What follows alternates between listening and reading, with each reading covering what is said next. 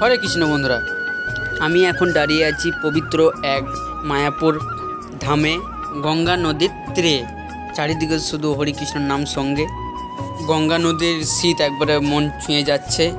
সব মিলিয়ে একদম অদ্ভুত একটা শান্তি লাগছে।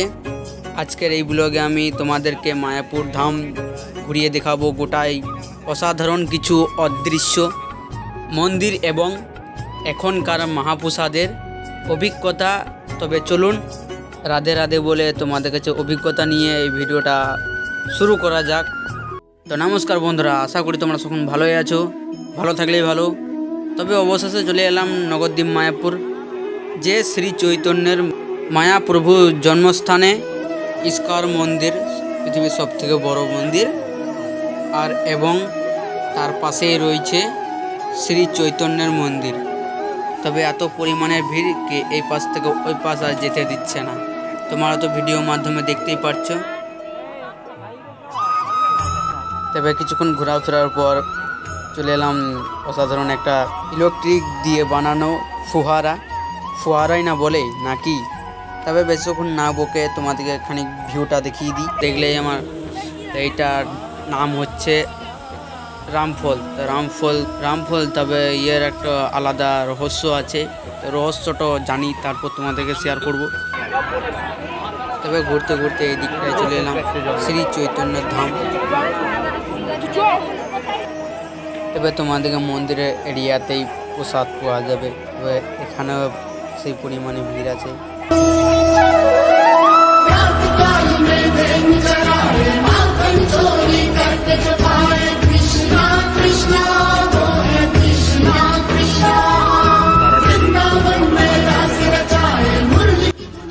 তো বন্ধুরা, কে কে এসেছো মায়াপুর, তো কমেন্টে বলে যাও এইটার নাম কি। যার যার কমেন্ট আসবে আমি ভাববো যে হ্যাঁ তোমরা এসেছো, সেই মজা নিয়েছো। তবে চলে এলাম আমরা ভিতর দিকটায়। এখানে হরে নাম চলছে। মন্দিরের হর কোনা কোনায় একদম হরিনাম গাইছে।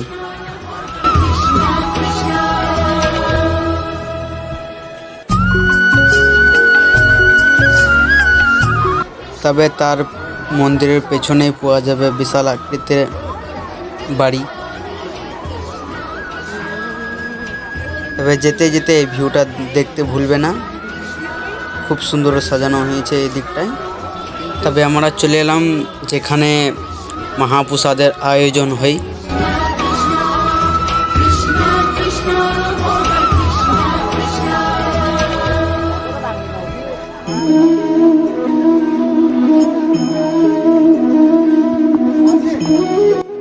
তো বন্ধুরা, ভোগ আয়োজন হয়ে গিয়েছে। তো সব আমরা লাইন লেগে দিয়েছি ভোগ খাওয়ার জন্য। তো এখানে কোটি কোটি লোক ভোগ খেয়ে যায়। তো ভোগে কি কি পাবে সেটাও দেখাবো তোমাদেরকে ভিডিওর মাধ্যমে।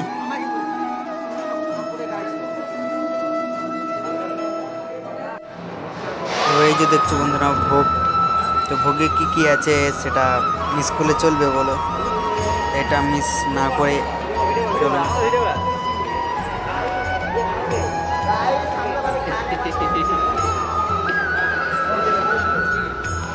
দেখছো চপ, নিচে চপ,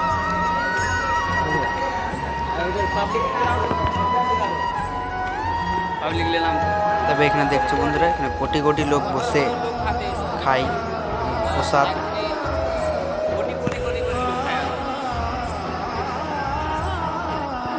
তো বন্ধুরা, চলে এলাম গৌ মাতাদের দর্শন করতে, আর তোমাদেরকেও ভিডিওর মাধ্যমে দেখাতে। গৌ মাতাদের দেখতে ওয়েস্ট না করে গৌ মাতাদেরকে দেখতে তোমাদেরকে ভিডিওর মাধ্যমেও দেখাবো। গৌ মাতারা এখানে এত পরিমাণ বড় যে বলার দরকার নেই।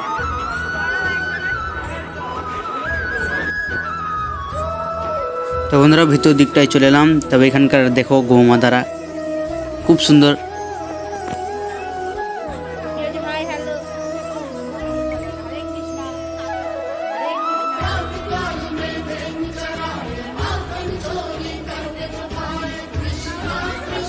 তবে বন্ধুরা, এই গৌ মাতার সিং দেখছো কত পরিমাণে বড়। ভিতর দিকটায় অনেক আছে, দেখছো এদিকেও আছে অনেক।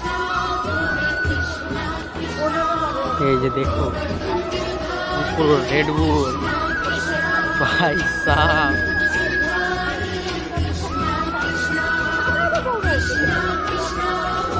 তো বন্ধুরা ভিডিও বেশি বড় করতে চাইলাম না, তো ভিডিওটা যার যার ভালো লেগেছে কমেন্ট বা সাবস্ক্রাইব করতে ভুলবে না।